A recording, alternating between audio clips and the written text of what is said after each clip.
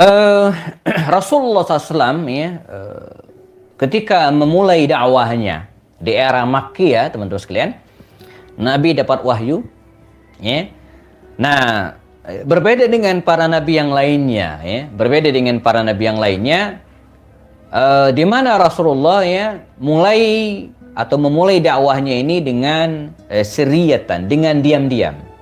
Bahkan dalam kitab Al-Manhaj Al-Haraki, ya, dalam kitab Al-Manhaj Al-Haraki, ini saya ada versi terjemahannya di sini, Al-Manhaj Al-Haraki, ya.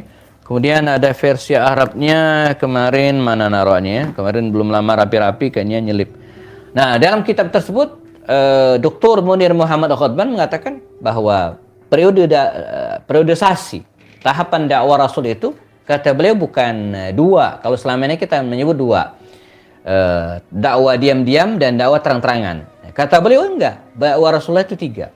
Pertama, dakwah dilakukan secara full diam-diam. Sirriyatud dakwah wa sirriyatud tanzim. Ya, dakwah dilakukan diam-diam, dan tanzim strukturnya, kalau organisasi hari ini ya orang-orangnya pun tidak dipublish. Karena itu tidak ketahuan Abu Bakar masuk Islam, tidak banyak yang tahu kalau Khadijah masuk Islam, sedikit yang tahu kalau Utsman masuk Islam, ya, karena tidak diumumkan. Ini namanya dakwah sirriyah, dakwah diam-diam. Orangnya, personal yang masuk Islam diam-diam, tidak dipublish, dan dakwah Nabi juga diam-diam. Nah, yang kedua adalah jahriyatud dakwah wa sirriyatut tanzim. Dakwah Nabi mulai bocor, mulai banyak yang tahu. Tapi sirriyatut tanzim, tapi at-tanzimnya, organisasinya, orang-orangnya itu enggak dipublish. Ya, hanya orang tertentu saja yang ketahuan, tapi yang lain tidak. Maka pada fase ini Abu Jahal, kita mulai masuk ya. Abu Jahal itu mengatakan, "Na'lamu anna Muhammadan ja'a bidinin jadidin wa bid'i." Ya, kita tahu Muhammad itu datang dengan agama baru, ya, dinin jadid, ya, agama baru, agama bid'ah. Dia sebut ajaran Rasulullah itu agama baru, agama bid'ah, yang berbeda dengan ajaran nenek moyang mereka. Ini kan bid'ah menurut versi mereka gitu ya. Dinin jadidin wa bid'i wa najhalu man ma'ahu, tapi kita nggak tahu siapa yang bersamanya. Ini fase yang kedua, di mana Rasulullah mulai berdakwah, ya, dan udah banyak yang tahu gitu kan, tapi orang-orang yang masuk Islam bersama beliau itu enggak dipublish, ya, diumpetin, ya. Kalau dalam organisasi itu ya enggak dipublish, enggak diumumin siapa ketuanya, siapa sekretarisnya, siapa bendaharanya. Ini bagian dari strategi juga gitu ya. Nah, yang ketiga, kita akan masuk ujian Rasulullah. Apa itu?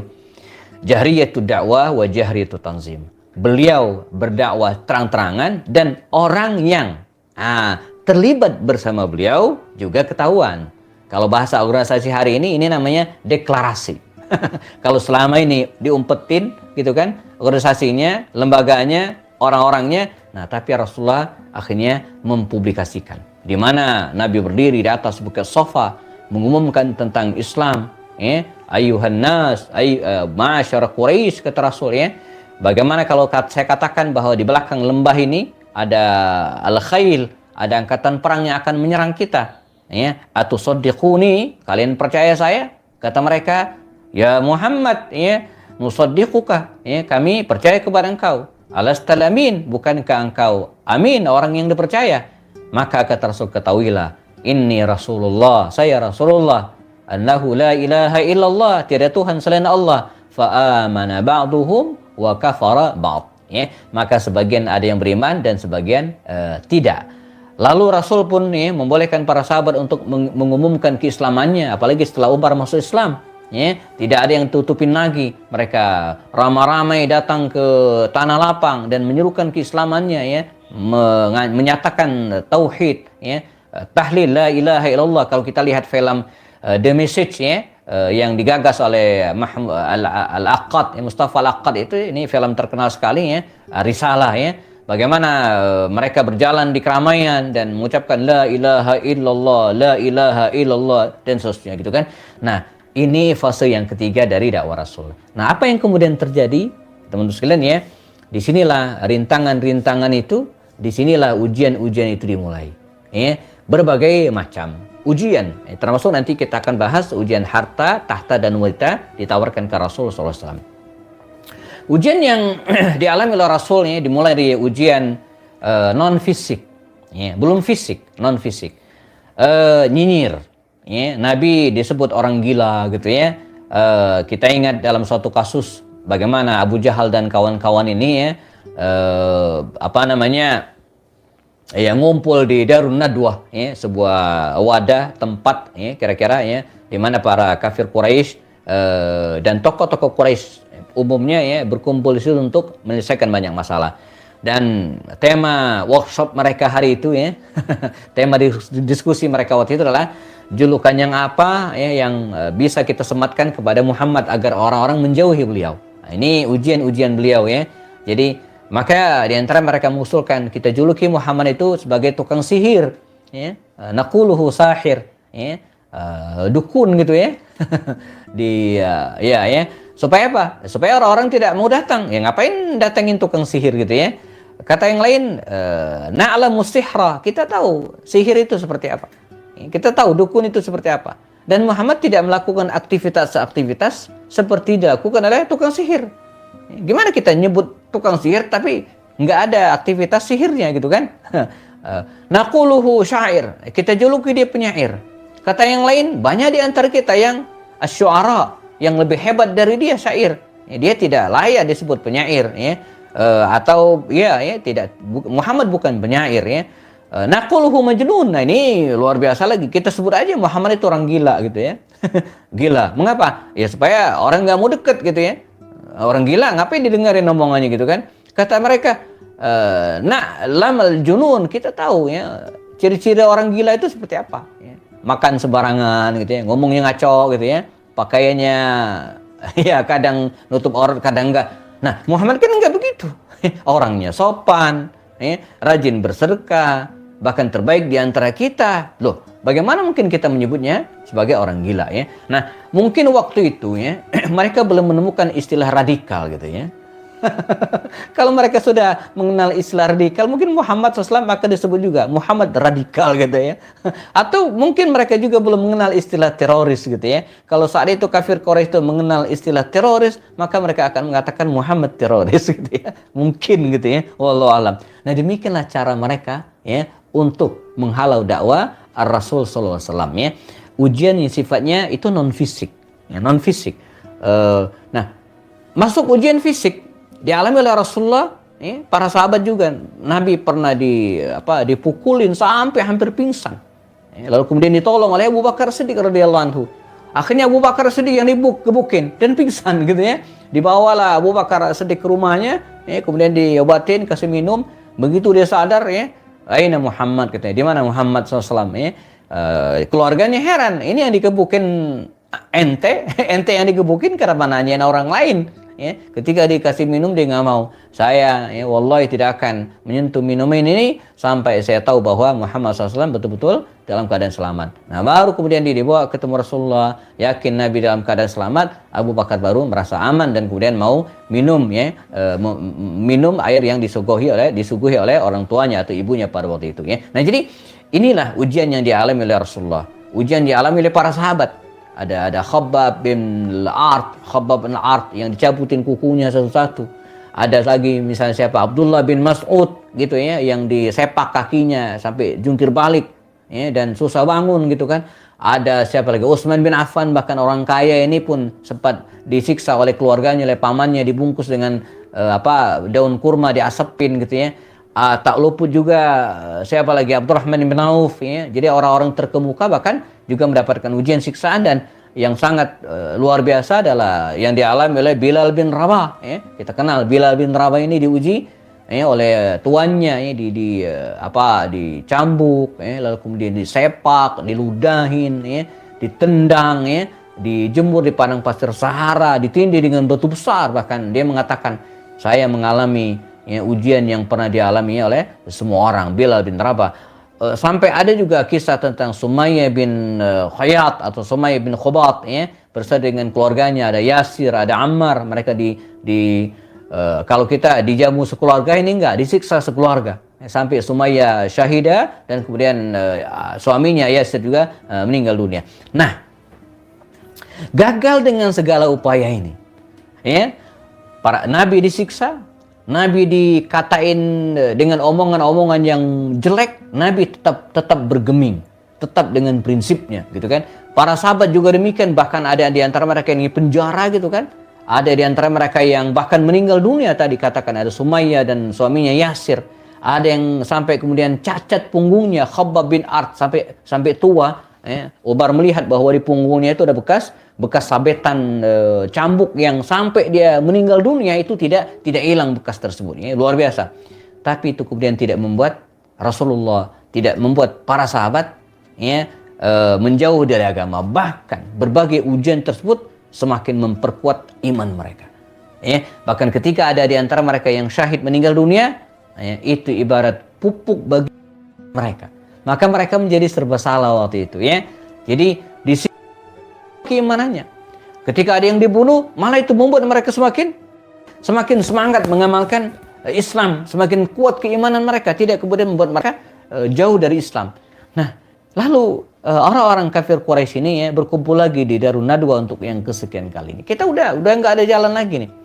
Kita udah penjara, kita siksa, kita boykot. Mus'ab bin Umair itu diboykot oleh orang tuanya yang tadi mendapatkan uang saku yang banyak, kehidupannya perlente dengan baju yang bagus. Begitu dia masuk Islam, diboykot oleh ibunya Sa'ad bin Abi Waqqas, bahkan diancam oleh ibunya, ya Sa'ad, kalau engkau tidak mau keluar dari agama Muhammad itu, saya tidak akan mandi, gitu kan. Saya tidak akan makan. Dia mogok makan, mogok mandi.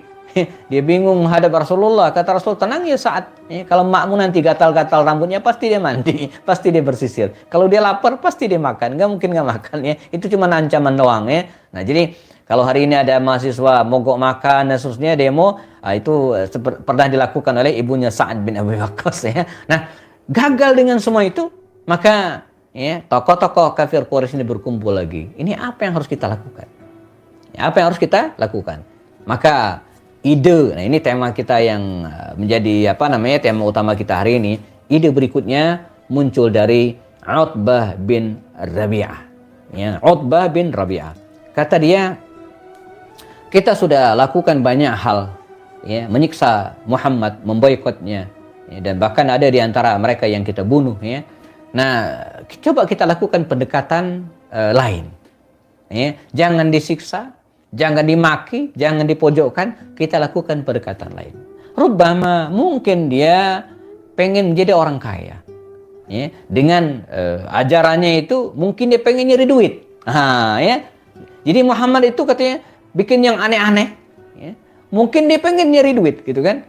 Seperti hari ini banyak akun-akun YouTube bermunculan, bikin yang aneh-aneh, pengen dapat AdSense, pengen dapat viewers, gitu ya.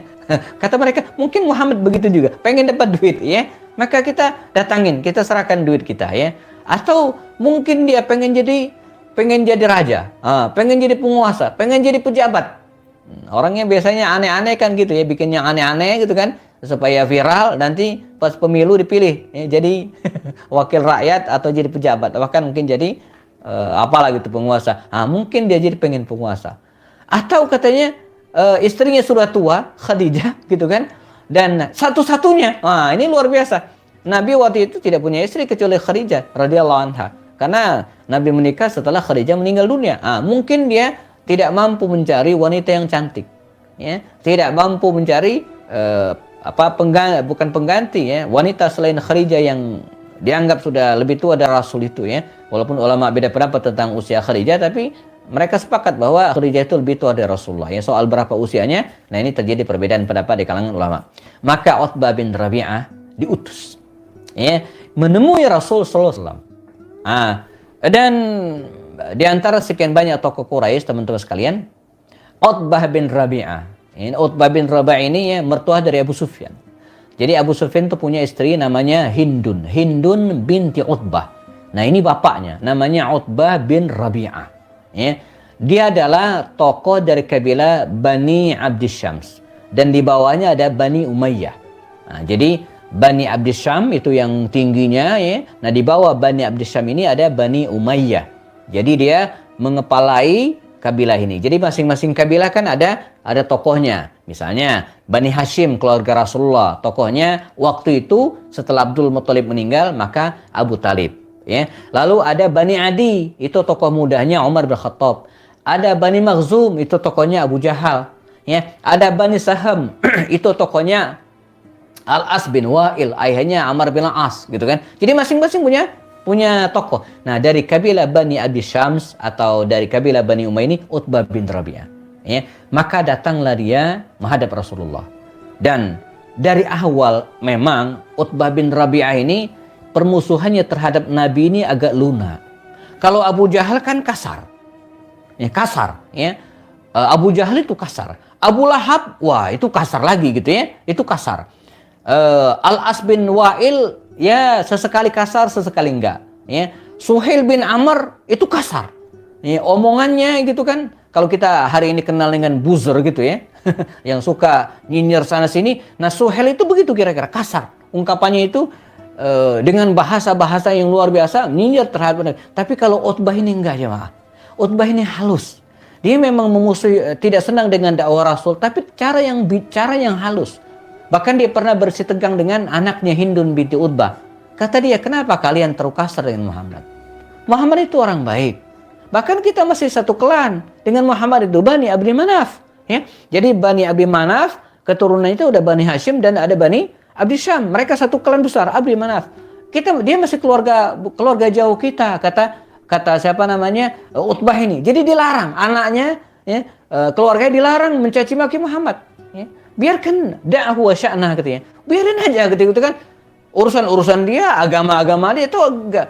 Kata Hindun binti Utbah, ya, anaknya yang kemudian menikah dengan Abu Sufyan, katanya apa? Ya abati wa ayah. Kalau Muhammad itu ibadah untuk dirinya sendiri gitu kan. Dia tidak minuman keras, tidak berjudi, tidak mau menyembah berhala, itu urusan dia. Masalahnya katanya dia ngajak orang. Dia ngajak orang.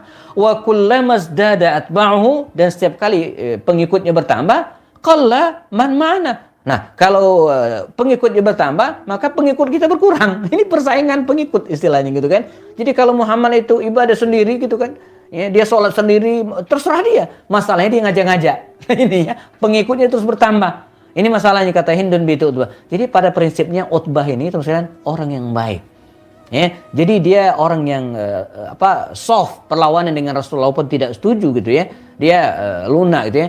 Maka ada yang mengatakan bahwa Utbah, hampir-hampir Utbah itu masuk Islam. Hampir-hampir gitu ya. Hampir masuk Islam. Walaupun faktanya tidak. Ya, dia ikut dalam perang Badar, nanti kita singgung ya. Dan dia meninggal dunia dalam perang Badar tersebut. Ini dibunuh oleh Hamzah bin Abdul Muttalib. Maka anaknya Hindun itu balas dendam dan nanti nyawa Wahsy bin Harb untuk membunuh Hamzah bin Abdul Muttalib dalam perang Uhud. Jadi Utbah meninggal dalam perang Badar, sementara Hamzah yang membunuhnya ini ya syahid dalam perang Uhud setahun berikutnya. Kita kembali ke Utbah. Datanglah Utbah bin Rabi'ah ini ketemu Rasulullah. Ya Muhammad, ya, dia bicara ya. Artinya Anda orang yang berpengetahuan dan mari kita dialog. Maka ya kata Rasul, apakah aturidu antakuna aghnan nas? Demikian kira-kira katanya. Apakah Anda ya Muhammad pengen jadi orang paling kaya di kota Mekah ini? Ya, kalau Anda pengen jadi orang kaya, paling kaya di kota Mekah ini, baik. Jamma'na lakal amwala wa nufawwidu ilaik. Kami akan kumpulkan harta dan seluruhnya kami serahkan kepada Anda. Anda pengen berapa? 1 miliar? 2 miliar? 1 triliun? Ya, tapi dengan syarat jangan kutak-atik urusan ini nih gitu kan. Jadi agama untuk agama Anda sendiri, jangan ngajak orang lain, berhentilah Anda. Jadi dia ingin memberhentikan dakwah Rasul dengan cara menyogok Rasulullah dengan uang. Ya, kami akan kumpulkan, kami akan patungan ya, uang dan kami berikan kepada Anda. Atau turidu an takuna malikan. Atau Anda pengen jadi pejabat. Anda pengen jadi penguasa, malik, raja. Ya, maka kami serahkan kami dan kekuasaan kami berikan kepada Anda. Rasul pengen disogok dengan jabatan. Dan betapa banyak orang hari ini yang begitu vokal, yang begitu vokal ya, menghalau kemungkaran gitu kan, melakukan kritik-kritik, tapi setelah diangkat jadi direktur, diam dia. Setelah diangkat jadi komisaris, tidak ada lagi omongan yang keluar dari lisannya gitu kan. Nah, Rasulullah pengen dibungkam dengan jabatan-jabatan tersebut. Yang ketiga, atau engkau pengen wanita. Ini berat ya. Makanya teman-teman sekalian, kita silakan dievaluasi. Kelemahan kita di mana? Ada orang yang kelemahannya itu di harta.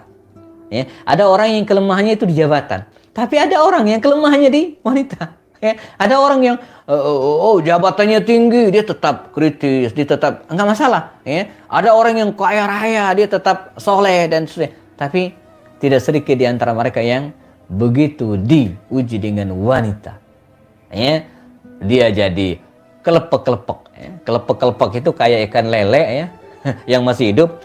Taruhin baskom nggak ada airnya, udah itu nggak bisa berkutik lagi gitu ya. Nah banyak ya di antara mereka yang seperti itu. Bahkan dalam banyak hadis Nabi mengatakan ittaqullaha fin nisa, ya, waspadailah fitnah wanita. Ya. Pembunuhan pertama kali di muka bumi ini ya karena wanita ya, Qabil dan Habil. Dan pembunuhan yang terjadi di kalangan Bani Israel juga karena wanita. Dan banyak negeri yang hancur itu karena fitnah wanita. Jadi luar biasa ya. Pejabat-pejabat banyak yang kemudian harus menyingkirkan. Bahkan ada kisah-kisah di negeri kita ini yang sampai membunuh gitu kan. Karena khawatir aibnya dengan wanita tersebut ya diketahui. Maka orang yang mengetahui itu kemudian dihabisi. Itu luar biasa, ini fitnah. Ya Muhammad, apakah Anda pengen wanita? Maka ya, silakan Anda pilih wanita-wanita cantik, gadis-gadis cantik di Mekah ini dan kami berikan kepada Anda. Masya Allah, luar biasa. 3 tawaran yang menggiurkan. 3 tahta, harta, wanita. Disodorkan kepada baginda Rasul Sallallahu Alaihi Wasallam. Ya. Nah dalam banyak riwayat ya dikisahkan bagaimana Rasulullah ya tidak langsung menjawab, bahkan melalui pamannya, gitu kan Rasulullah. Ya, karena teks hadisnya kalau kita amati itu tidak langsung ke Utbah. Wallahu alam apakah melalui perantara pamannya atau seperti apa? Karena bunyi hadisnya begini. Ya ammi, ya ammi, wahai pamanku, gitu kan? Bisa jadi dia ngomong ke pamannya Abu Talib. Ya ammi, wahai pamanku. Lau wada'u syamsa ala yamani. Lau wada'u syamsa ala yamani. Andai mereka meletakkan matahari di tangan kananku. Ini simbol dari dunia. Ya. Sebab simbol dari dunia di siang hari itu matahari. Sebab kalau matahari sudah tidak ada lagi, matahari ini bukan mall ya. Matahari simbol kehidupan dunia. Ya, jadi kalau matahari udah nggak ada, udah selesai. Maka ya, Nabi memberikan tasbih, ya, perumpamaan, lau wada'u syamsa ala yamani, kalau mereka meletakkan matahari di tangan kanan. Wal qamaru ala yasari, dan meletakkan bulan. Ya, bulan ini simbol dari kehidupan malam hari. Ya, malam. Bulan itu bisa jadi penerang, penunjuk jalan. Lau wada'u syamsa ala yamani, wal qamara ala yasari, dan rembulan di tangan kiriku. Ya, matahari sebelah kanan, rembulan sebelah kiri. Ala an atruka hadhihi da'wata. Ya, sebagai kompensasinya agar saya meninggalkan dakwah ini, lan atruka au ahluka dunah. Kata Rasul, tidak. Saya tidak akan meninggalkan dakwah ini. Sampai bila perlu saya binasa bersama dengan dakwah itu sendiri. Ditolak mentah-mentah tawaran dari Utbah bin Rabi'ah dan kawan-kawan. Nah ini cerminan luar biasa bagi kita bahwa Rasulullah itu bukan hanya diuji dengan kesulitan hidup, dengan boykot, kekurangan harta, dengan dipukuli, dinyinyir, bukan, tapi beliau juga ya, diuji dengan ujian harta. Dan ini bukan hanya tentu dialami oleh para sahabat sendiri, oleh Rasulullah, bahkan para sahabat sendiri mengalami hal ini ya. Misalnya kita ketemu cerita Bilal bin Rabah sendiri gitu kan, yang disiksa habis-habisan oleh Umayyah, tuannya Umayyah bin Khalaf gitu kan. Nah, pada akhirnya dia menawarkan kebebasan. Ya Bilal, kalau Anda pengen ya bebas, kami bebaskan Anda dan kami berikan semua yang Anda butuhkan. Ya, tapi dengan syarat Anda keluar dari dina Muhammad, keluar dari agamanya Muhammad. Ya, Anda kufur terhadap agama Muhammad SAW ya, tapi Bilal tetap dengan prinsipnya. Dia tetap, makanya kalau kita bicara tentang istiqamah teman sekalian ya, selain Rasulullah itu saja ya, sosok Bilal bin Rabah ini adalah sosok simbol dari istiqamah yang luar biasa. Dia diuji dengan berbagai ujian gitu kan, sampai sebelum kemudian dimerdekakan oleh Abu Bakar Siddiq, tapi tetap dengan prinsipnya. Ada sosok lagi Sumayyah bin Khobat tadi, dikatakan ketika kepalanya, tubuhnya, seluruh tubuhnya dipendam di dalam tanah dan hanya kelihatan kepalanya doang, seperti orang yang pengen dihukum rajam gitu kan. Ditawari Abu Jahal, dibisikkan ke telinganya, ya Sumayyah, ya kalau Anda mau meninggalkan ajaran Muhammad, ya, kufur terhadap ajaran Muhammad, engkau akan dibebaskan, ya, dan nuti kullama turidin, kata gitu kan, dibisikkan ke telinga, nggak ada yang lain dengar gitu kan, nggak, orang lain nggak usah tahu, cukup Anda saja yang tahu, kami akan berikan semua yang kau mau, ya. Dan Sumayyah tetap dengan prinsipnya.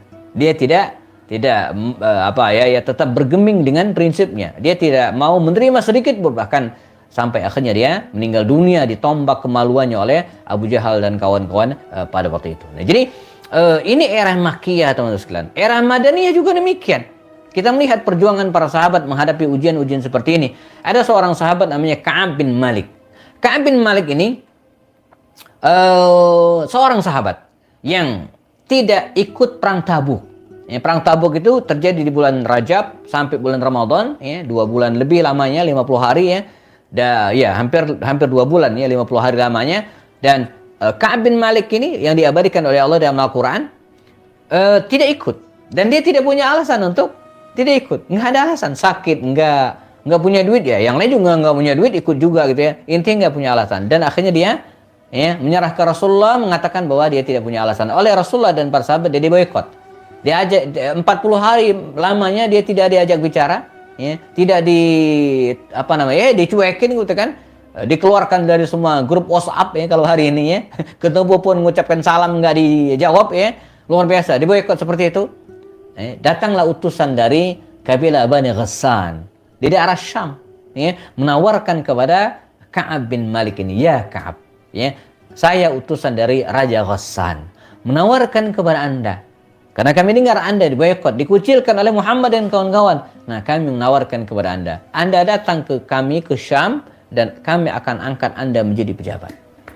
Ya, itu artinya juga Anda juga akan mendapatkan fasilitas sebagai pejabat. Itu artinya juga Anda mendapatkan wanita kalau engkau ingin. Demikian. Ya, godaan, harta, jabatan, dan wanita yang ditawarkan oleh kabilah Bani Ghassan. Sebuah kabilah besar di Syam. Dia kabilahnya kabilah Arab, tapi kiblatnya ke Romawi gitu kan. Jadi orang Arab tapi menjadi menjadi berpihak kepada Romawi pada waktu itu ya. Nanti dia akan ditaklukkan oleh Umar bin Khattab pada masanya. Apa kata Ka'ab bin Malik? Tidak. Dia mengabaikan, menolak semua tawaran-tawaran tersebut ya. Nah, sebagai penyempurna teman-teman sekalian ya, begitu kuatnya keimanan para sahabat Rasulullah menghadapi ujian harta, ya, wanita dan tahta ini ya, tapi bukan berarti seorang muslim. Nah, ini kita jangan salah paham. Seorang muslim anti harta, tidak. Bukan berarti juga seorang muslim anti jabatan. Bukan juga seorang muslim itu ya tidak boleh menikah dengan wanita yang cantik, tidak. Ya, semua hal tadi itu boleh dinikmati oleh kaum muslimin, silakan. Bahkan dalam sabdanya Nabi mengatakan, ni'mal malu salih lil mar'i salih. Sebaik-baik harta manakala harta itu dipegang oleh orang-orang soleh. Ya, kalau orang-orang soleh ini kaya nih, ya, orang-orang soleh seperti mau ngadain Amazing Muharram setiap bulan juga bisa gitu ya. Backup dananya gitu kan. Kalau orang-orang soleh itu kaya, jadi orang soleh itu boleh kaya, nggak masalah. Jangan anti harta gitu ya. Orang soleh itu boleh. Judulnya boleh, nggak mesti, nggak harus. Kalau harus kan jadi dosa, kalau nggak ya boleh. Ya. Nah kita juga boleh melihat teman kita kaya. Jadi kalau teman kita kaya jangan nyinyir, karena kaya itu boleh. Ini satu. Kemudian jabatan juga demikian ya. Apalagi seorang pejabat itu ya dia punya wewenang yang sangat besar. Nah, seorang wali kota itu di tangannya lah tanda tangan puluhan bahkan ratusan juta uang digelontorkan. Di tangannya lah ya, keluar izin mendirikan bangunan masjid atau tidak. Ya. Kalau kata wali kota dirikan ya dirikan, kalau enggak. Nah, jadi itu baru wali kota. Bagaimana dengan presiden? Ya. Di tangannya lah kebijakan-kebijakan ditentukan. Ya. Ekspor, impor, semua. Ya. Jadi jabatan itu juga penting. Di tangan RT bahkan kita nggak bisa bikin KTP gitu kan. Kalau nggak lewat tantangan RT. ya, itu baru tingkat RT. Jadi Islam juga tidak mengabaikan jabatan, walaupun nanti ada mekanismenya yang harus kita perhatikan gitu ya.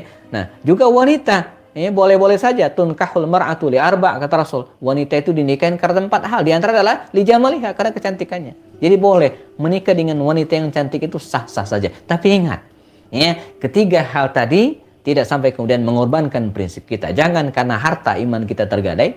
Jangan karena jabatan prinsip kita jadi mandul, jadi tumpul gitu kan, nggak berkutik gitu kan. Dan ingat, jangan juga karena wanita kita ya, jadi mendatangkan fitnah. Ya, kita melakukan kerusakan dan seterusnya. Nah, jadi kita harus imbang, anakumullah, bahwa ujian-ujian yang dialami Rasulullah, para sahabat, harus menjadi contoh teladan bagi kita. Ya, bagaimana mereka tetap dengan keimanan yang kuat, ya, walaupun diuji dengan harta, tahta, dan wanita.